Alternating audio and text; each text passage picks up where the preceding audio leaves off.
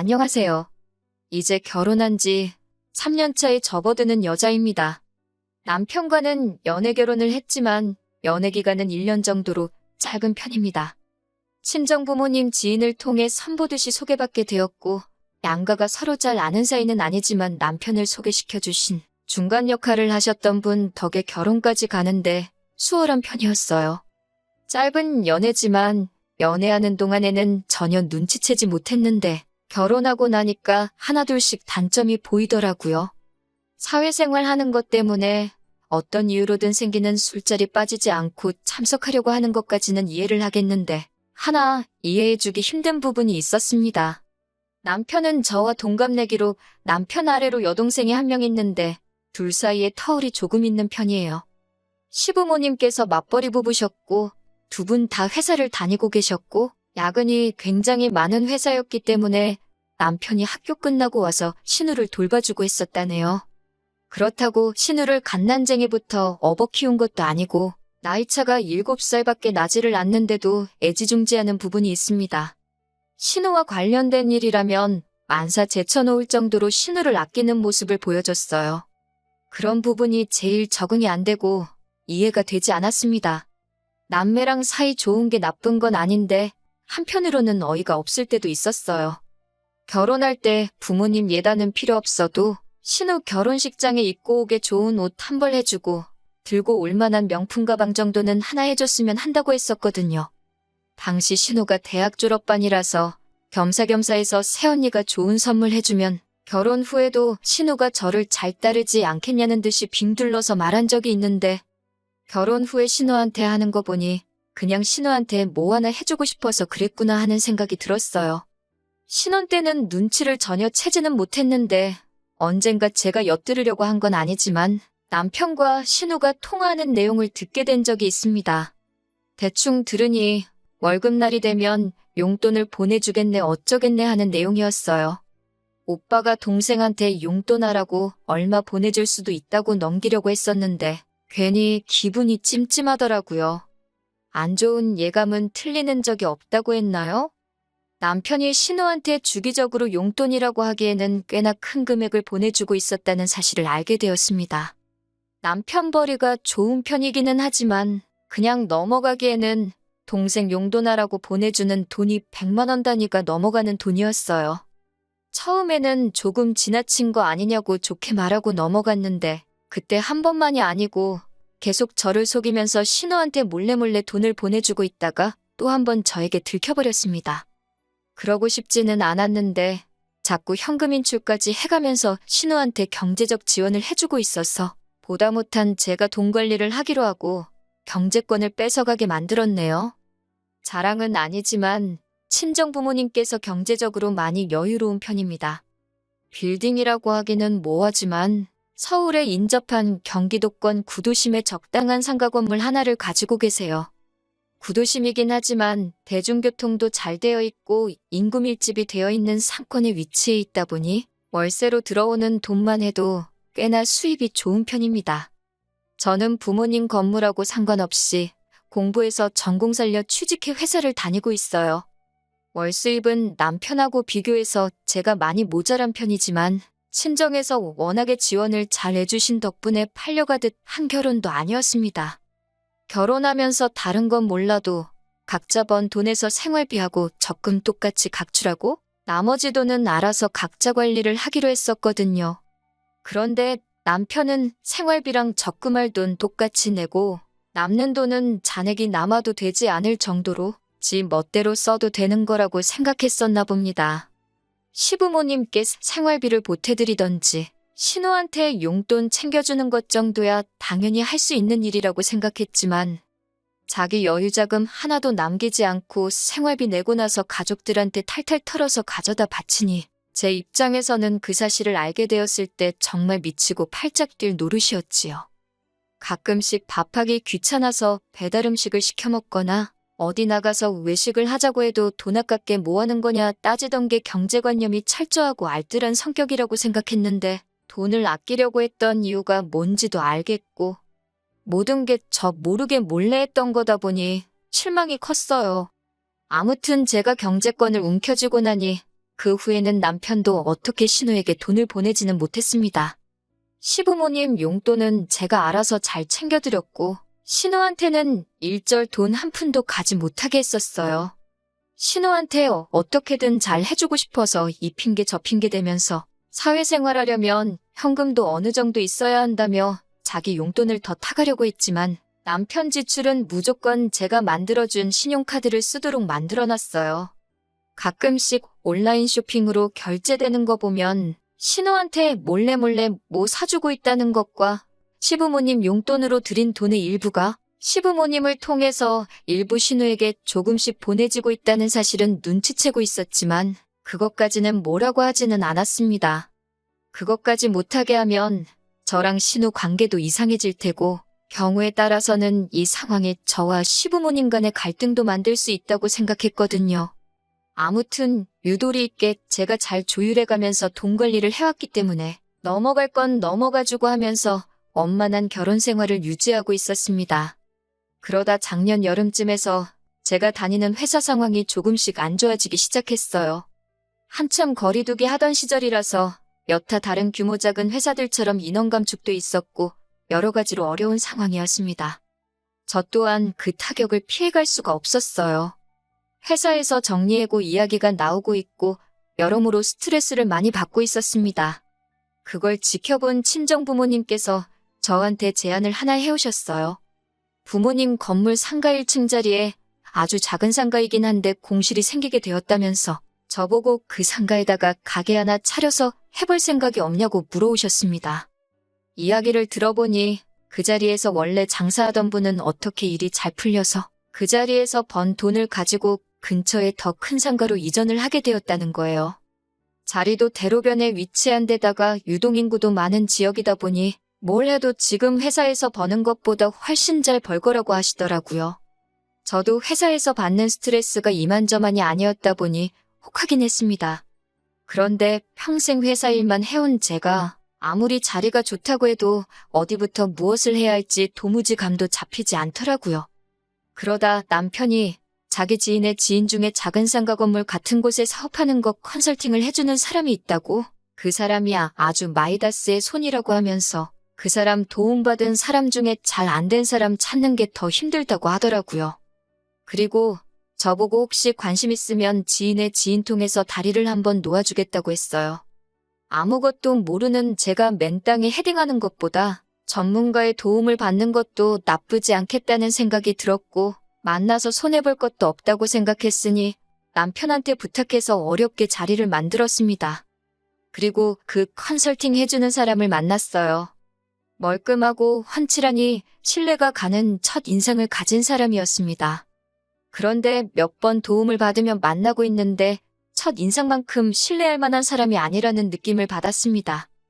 해주는 이야기는 전부 다 제가 조금만 인터넷 검색을 해보면 나오는 이야기들 뿐이고 오히려 컨설팅을 빌미로 자꾸 둘이서 어디 분위기 좋은 곳에 가서 식사나 한번 하자는 둥. 다른 사업하는 사람들은 어떻게 하고 있는지 답사 다녀오는 거라 핑계를 대면서 제사보다 제밥에 관심 있어 보이는 게 너무 티가 나더라고요. 집에 남편하고 있는데도 자꾸 연락을 해오고 하니 이 사람이 전문가라는 느낌보다 사짜 느낌이 너무 나는 것 같아서 거리를 두고 지내고 있었습니다. 그렇게 무슨 사업을 할까 알아보는 와중에 쓸데없는 걸로 시달리다 보니 너무 질리기도 했고 시간이 지나고 나니 회사 사정이 점점 나아지게 되면서 정리해고 이야기도 쏙 들어가게 되었고 힘든 시기에 실적이 좋았던 사람인 저한테 좋은 자리까지 제안이 들어왔습니다. 그래서 저도 가게 하는 것도 좋지만 역시 제가 공부해오고 잘하는 일 하는 게 좋겠다는 생각에 가게 차리는 건 그만두기로 했어요. 그런데 남편이 저한테 왜 가게를 안 하냐고 하면서 자리가 아깝다고 하는 겁니다. 그 자리에서 장사하던 사람이 돈 벌어 나간 거 보면 자리 좋은 건 안 봐도 뻔한 거고 비슷한 업종으로 가게를 차리면 그 장사하던 사람이 만들어 놓은 손님도 그대로 가져가는 거나 마찬가지인데 너무 아깝다고 하는 거예요. 일리 있는 말이긴 하지만 제가 장사는 해본 적 없고 엄두가 나질 않아서 못하겠다고 말했습니다. 남편은 그럴 거면 그 자리에서 신우가 장사를 해보게 하는 건 어떻냐고 물어왔어요. 처음엔 저도 또 신우냐고 하면서 지 동생 득대는 거라면 아주 발벗고 나선다고 질색을 했습니다. 그런데 남편이 신우가 대학 졸업하고 자리를 못 잡고 있으니 아무래도 오빠인 자기가 더 신경을 쓰는 게 아니겠냐고 하더라고요. 이제 신우가 자리 잡고 자기 앞가림 스스로 하게 되면 자기도 신우한테 앞으로 뭐 퍼줄 일도 없고 신경 쓸 일도 없지 않겠냐며 그게 자기도 바라는 바라고 합니다. 그 말이 묘하게 설득되기도 해서 친정 부모님께도 한번 물어봤어요. 저희 부모님도 그 자리가 워낙 터가 좋다 보니 아예 모르는 사람한테 넘기는 것보다 사돈처녀 한번 해보게 하는 것도 좋지 않겠냐고 하는 거예요. 잘 되든 안 되든 어쨌든 신우가 저희에게 크게 신세지는 거나 마찬가지니 결과가 어떻든 간에 남편도 앞으로 신우 도와주는 데 있어서 제 앞에서 조심하지 않겠냐고 하시니 저도 생각을 달리하게 되었습니다. 사실 제가 못하겠어서 안 하는 건데 딱히 신우를 못하게 할 이유도 없다는 생각이 들더라고요. 조건은 남들보다 조금 더 좋게 해주긴 하겠지만 월세를 안 낸다는 것도 아닌데 신우가 생각이 있다면 한번 해보는 것도 좋겠다는 생각이 들었어요. 어차피 신우가 못하겠다고 떨어져 나가도 친정 부모님께서 딱히 손해보시는 건 없는 거나 마찬가지였으니까요. 하지만 신우 또한 대학 졸업 후 아르바이트를 해본 것도 아니고 회사를 다니고 있는 것도 아니고 어쩌면 저보다도 더 사회생활에 무지한 건 저와 마찬가지인 상황이었습니다. 하루는 남편이 그때 그 사람하고는 어떻게 되었냐고 묻더라고요. 그러면서 대뜸 신우가 도움이 필요할 테니 신우 보고 그 사람을 한번 만나보게 하는 게 좋지 않겠냐고 물어보는 겁니다. 저는 그 사람이 저한테 한 짓들에 대해서는 괜히 남편의 지인 그리고 그 지인의 지인까지 엮인 상황에 여러 사람 불편한 관계 만들고 싶지 않아서 저 혼자 쉬쉬하고 모르는 척 하고 있었거든요. 그런데 그런 사람을 신우에게 소개시켜줘야 한다니 아무리 제가 싫어하는 신우라고 해도 내키지가 않더라고요. 그런데 남편이 저보고 말도 안 되는 소리를 하고 있다고 하는 겁니다. 그 사람이 가정도 있는 사람이고 어떻게 자기 도움받은 사람들 잘 되게 해주고 싶어서 노력한 걸 제가 너무 과민 반응을 했다고 하는 거예요. 사업을 안 한다고 한 것도 고작 그것 때문이었냐면서 어이가 없다고 하더라고요. 돈도 잘 벌고 가정도 있는 양반이 뭐가 아쉬워서 저 같은 아줌마한테 꼬리를 치겠냐고 하면서 말입니다. 저 같은 아줌마라니 아무리 그래도 자기 와이프한테 할 말은 아니지 않나요? 저도 모르게 욱하더라고요. 그래도 최대한 분을 가라앉히면서 신우는 나보다 어리고 결혼도 안 했는데 혹시나 무슨 일이 있을 수도 있지 않냐고 걱정스레 말을 해줬더니 그 사람한테 도움받는 게 얼마나 어려운 줄 아느냐며 자기 연줄로 어떻게 소개시켜준 건데 저보고 성공할 기회를 제 발로 날린 바보 멍청이랍니다. 저는 신우가 걱정돼서 해준 말인데 남편은 저한테 혹시 신우가 잘 될까봐 그게 싫어서 그러는 거냐면서 투덜거리기 시작하더라고요.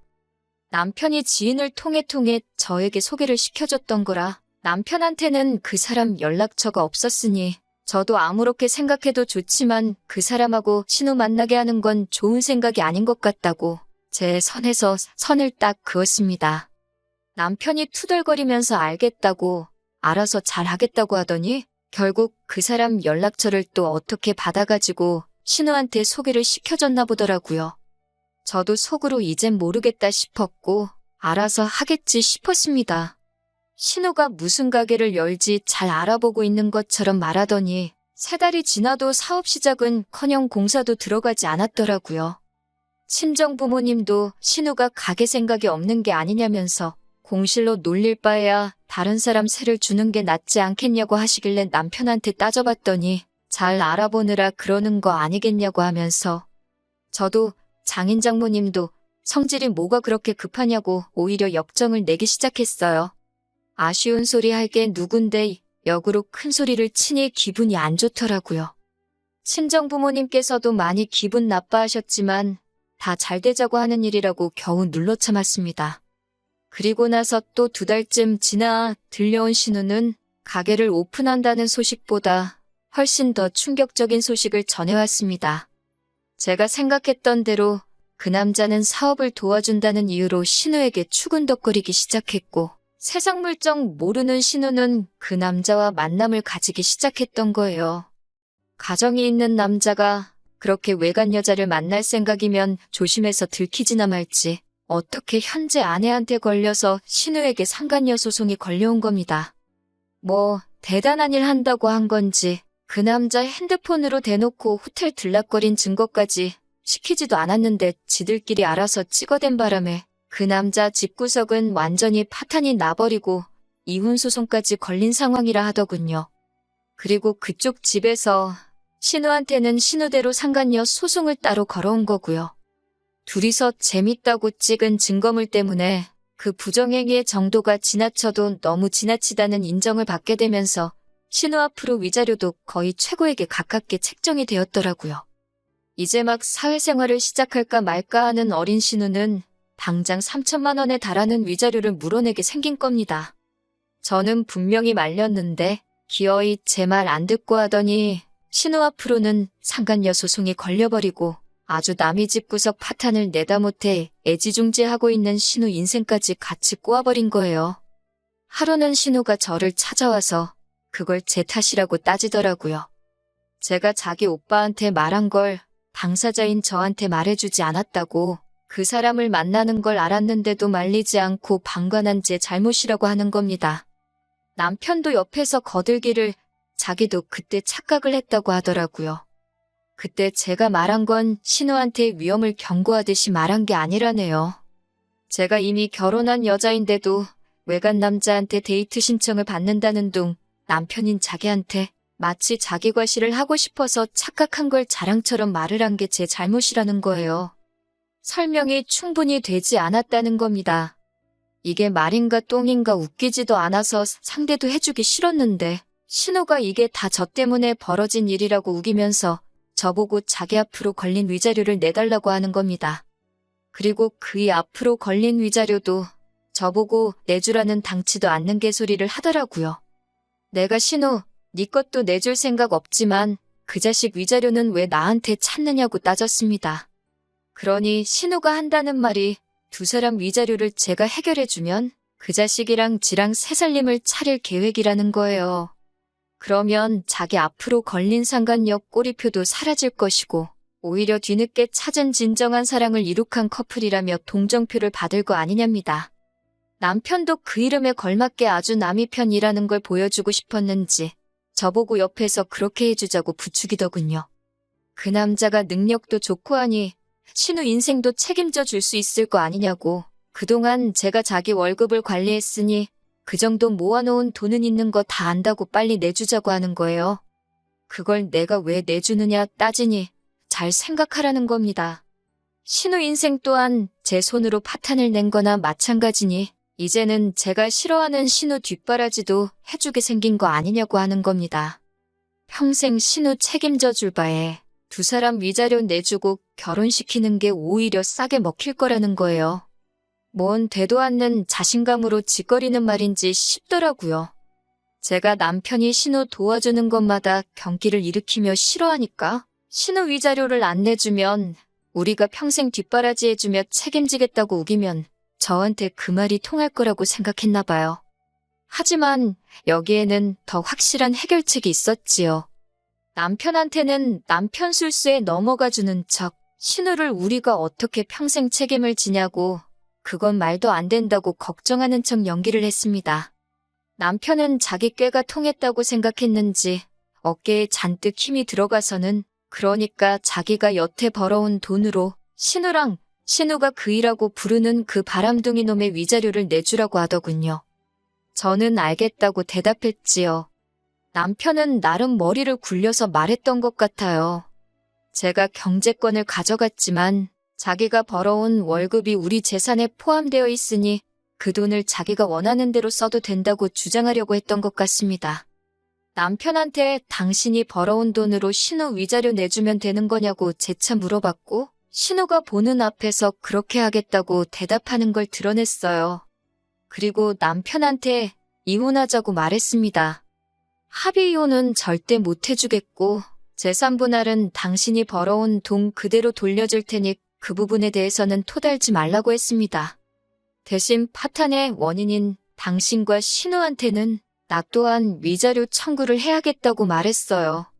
어차피 신혼집이래봐야 제가 결혼 전부터 전세 얻어 살고 있던 집에 차렸기 때문에 남편이 돈 몇 푼 벌어온 것만 돌려주면 더 이상 분할이고 뭐고 할 필요가 없었거든요. 신우가 정신 차리기에는 3천이라는 위자료가 모자른 것 같아서 제가 좀 더 위자료 내게 만들어주겠다고 했습니다. 막상 소송 끝나고 보니 결혼기간도 짧고 해서 신우한테는 위자료 500밖에 뜯어내지 못했지만 충분히 참교육이 되었다고 생각해요. 남편은 자기가 뱉은 말이 있어서 자기가 여태껏 벌어온 돈 돌려받아서는 신우 결혼시키겠다고 그 남자 위자료부터 내줬다고 하네요. 남편도 저한테 위자료 줘야 할 게 있고 모아놓은 돈이 그것 전부 다 내주고 나올 만큼 많지도 않아서 신우 위자료는 그쪽 집에 분할로 내주기로 했답니다. 그런데 웃긴 건 그 남편이 위자료 내주자마자 신우는 상대도 해주지 않고 다른 여자를 만나고 다닌다고 하는 것 같더군요. 하기야, 가정이 있을 때에도 그렇게 여기저기 추파를 던지고 다녔는데 이혼하고 자유의 몸이 되었는데 뭣도 없는 신우가 눈에 들어오겠어요? 사업 상담한다고 돈 좀 모아놓은 사람들 만난다고 사회생활 시작도 전에 소송 위자료로 빚더미에 앉아있는 신우는 그렇게 소박맞고 그 남자한테도 처참히 버려지고 말았다네요. 욕심이 험하니 벌을 받은 거라고 생각해요. 남편은 이제 평생 애지중지하는 신우 뒷바라지 해주면서 살아야 하니 어떻게 보면 제가 소원 성취해준 거나 마찬가지네요. 아직 자기 빚에 신우 남은 위자료까지 내주려면 2년은 꼬박 돈 한 푼도 쓰지 않고 모아야 할 텐데 신우 뒷바라지 해주면서 그 일을 할 수 있을지 싶네요. 저렇게 된 거 보니 너무 후련하고 한편으로는 처음에 신우한테 돈 가져다 바치고 그럴 때 진작에 이혼을 했을 거라는 후회도 살짝 남네요. 지난 일 후회해서 뭐 하겠어요. 후회할 시간에 이제 제 앞에 펼쳐질 새로운 날들을 위해서 더 노력하는 사람이 되어야겠습니다.